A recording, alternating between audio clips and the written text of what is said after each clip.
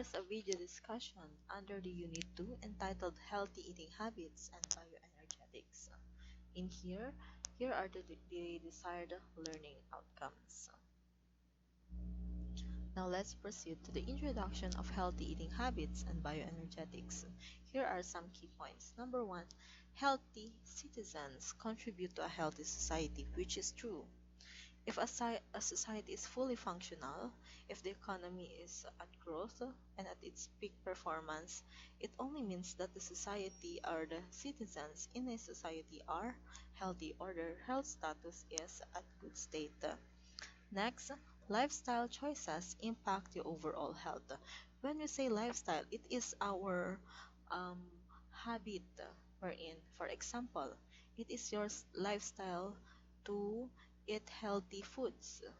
It is part of your lifestyle to jog early in the morning. Now, this lifestyle constitutes frequency, wherein there are physical activities or attributes that you are doing which is a part of your daily life, which also greatly affects your overall health. Next, healthy eating habits are crucial for an active and productive life, which is true. The main component or the main reason a person is healthy is that um, it depends mainly on what he or she consumes. Why? Because no matter how much you engage in on exercises or physical activities, if you are eating unhealthy foods, it would still greatly impact your overall health. And lastly, bioenergetics. When we say bioenergetics, it is the study of energy in cellular activities. Now let's proceed to weight management. Under weight management, it is defined as a long-term lifestyle modification to maintain healthy body weight. Now the factors are age, sex, and height. Now, the methods under weight management are healthy diet and increased physical activity. Now, the importance of weight management reduces risk of heart disease, high blood pressure, stroke, and diabetes. So, kapag sinabi nating weight management, these are the activities that you are doing for the long term. Now, ano yung methods now daw under weight management? Combine yan, healthy diet and increased physical activity. Hindi pwede na mag-undergo ka ng weight management, pero ang nangyayari naman is unhealthy naman yung kinakain mo. Hindi pwede yung ganun. Dapat pantay lang. You are undergoing healthy diet at the same time you are engaging in physical activity. Now let's proceed to Pinggang Pinoy. Are you familiar with this illustration? The Pinggang Pinoy, the Go, Grow, and Glow food. Okay, now the Pinggang Pinoy or the Filipino food plate model is designed for healthy Filipinos. It promotes balanced meals and active lifestyle. Let's proceed to the division under the Pinggang Pinoy. First, let's focus on the almost large portion of the Pinggang Pinoy, which is the glow foods. When we say glow foods, it comprises the fruits and vegetables. Also, glow foods are also known as body regulating foods. Now, these body regulating foods maintain healthy body functions as well as fiber for healthy digestion. Now, kung mapapansin ninyo, si glow foods, mostly daw, fruits and vegetable. Pero ano ba dapat ang mas malaki ang portion? Yung fruits ba or yung vegetables? It's the vegetables. Next, let's proceed to the 1/6 of the Pinggang Pinoy, which is the grow foods. Now, these grow foods, the sources of these grow foods could be meat, milk, and eggs. These grow foods are also known as body building foods, which are necessary for growth and repair of tissues as well as muscle, repair of tissues, repairing of bones, and muscles. That is grow foods.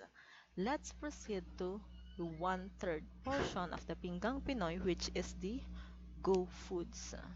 These Go Foods, the sources of these Go Foods are cereals, the grains, and starches. But for us Filipinos, our main source of Go Foods is rice. Yes. Now, Go Foods are also known as energy-giving foods, which provides energy to keep one going throughout the day. Now, for the next illustration, are you familiar with this pyramid? This pyramid is known as the food guide pyramid.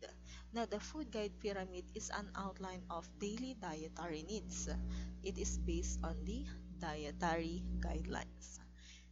Aside from that, this food guide pyramid is a flexible guide for a healthful diet. It emphasizes variety and appropriate calorie intake.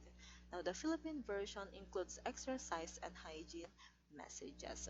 So, as you can see in the food guide pyramid, alin dyan? Nandito yung base ng pyramid. Tapos sa taas naman, yan yung pinaka-top ng pyramid. Alin sa dalawang yan, yung top ba or yung base, ang dapat na mas maraming ini-intake or kinakain natin? It's the base. So kung makikita ninyo, most likely liquids daw ang dapat na mas maraming ini-intake na natin. Less lang ang sweets and fats and oils.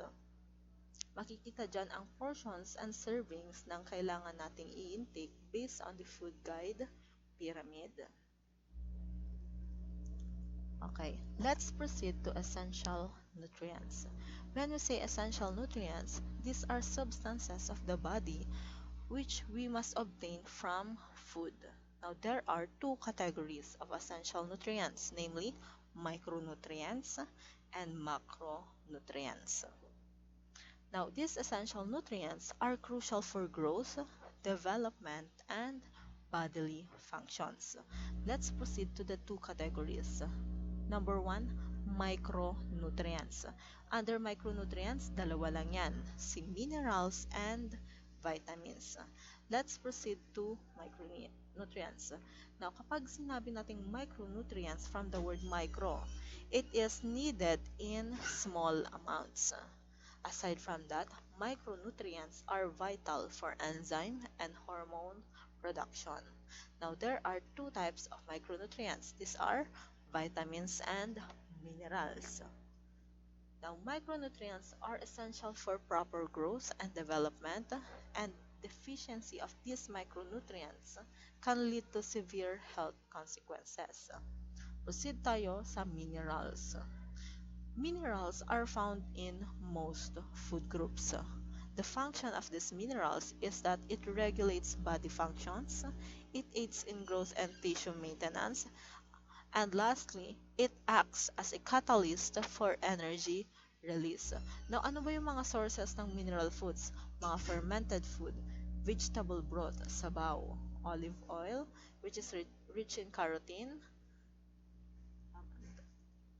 honey, milk, egg, bean, and spinach. Next naman, still under micronutrients is vitamins. Vitamins are abundant in fruits, vegetables, grains, and also in meat and dairy products. Now, ang function naman ni vitamin is to promote specific chemical reactions within cells. Now, these vitamins are essential for various bodily processes. Now, ano ulit yung dalawang micronutrients? It's minerals and vitamins.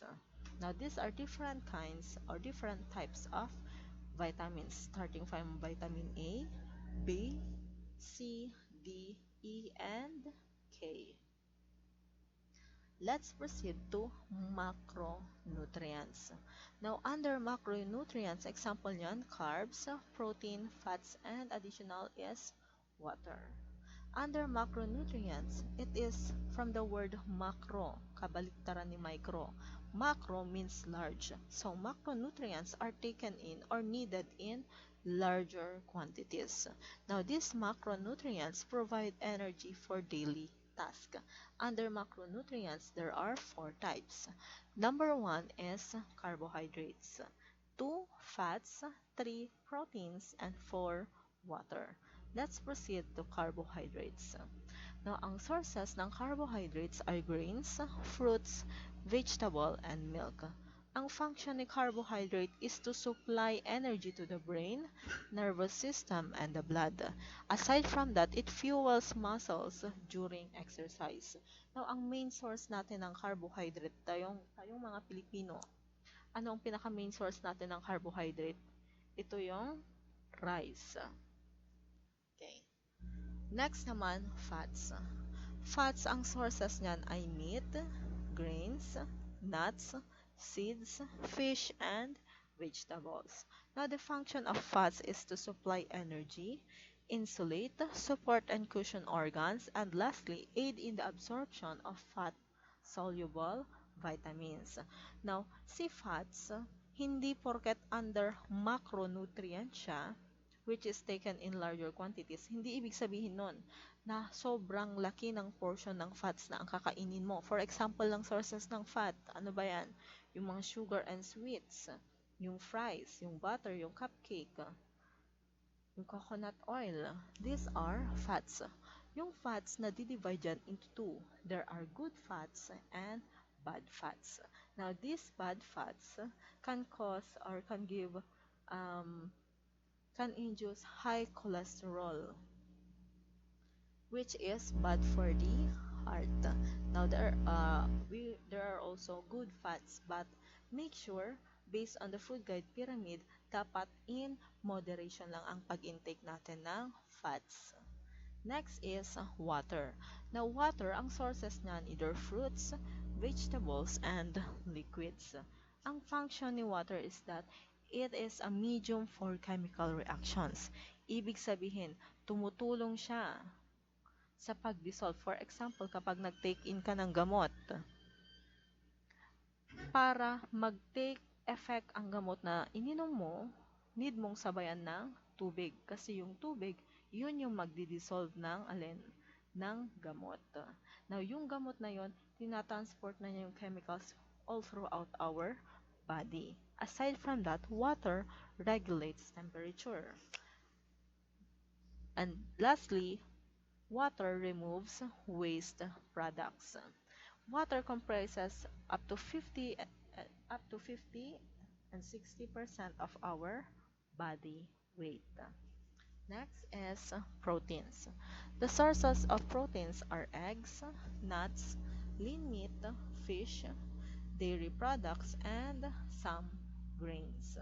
Now, ang function naman ni protein is that it builds and repairs as well as maintains the body tissue. Now, these proteins form hormones and antibodies.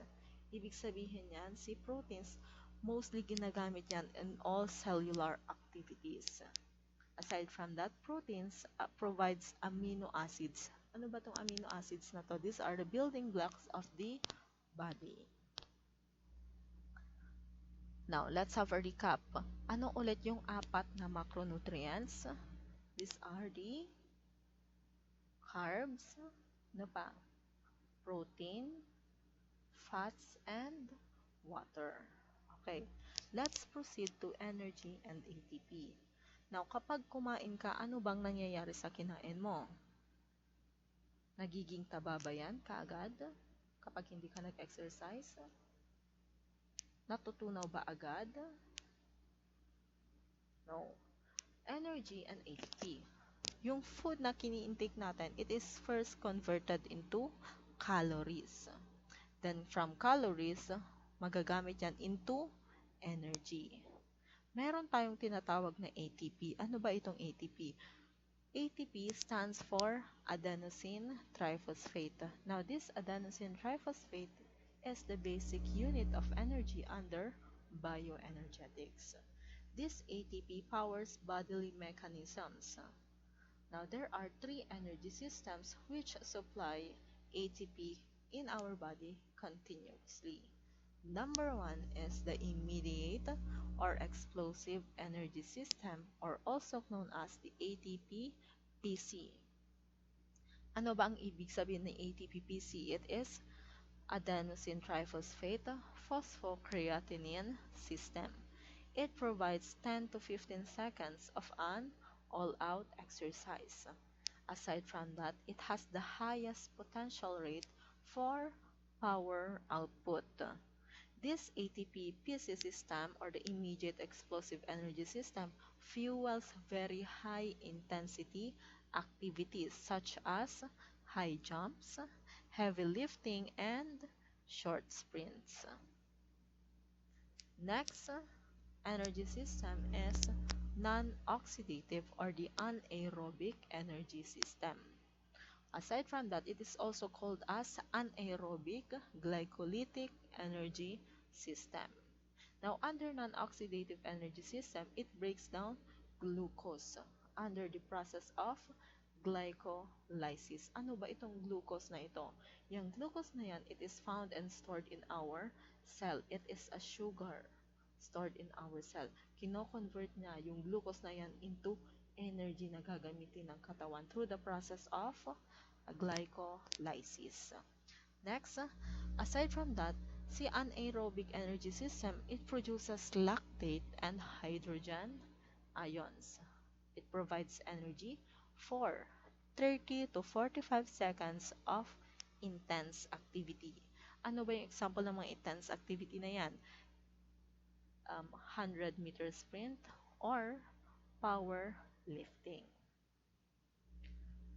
Yan. Example ng 100-meter sprint. Let's proceed ng oxidative or the aerobic energy system.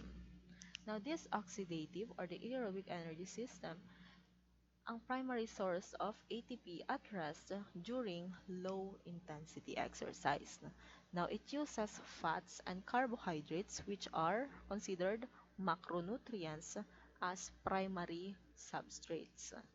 Now, the oxidative or the aerobic energy system activates about 90 seconds of continuous exertion.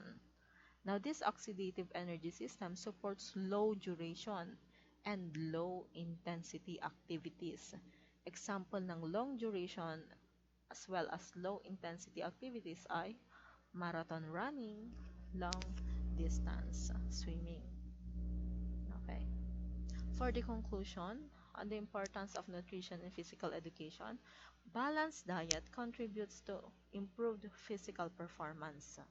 Nutritional education is crucial for PE college students. And third one, understanding energy systems helps optimize training. Fourth, proper nutrition supports overall health and well-being. And lastly, nutrition and physical education encourages lifelong healthy eating habits. Okay, so that would be all, and thank you for listening or watching this video discussion.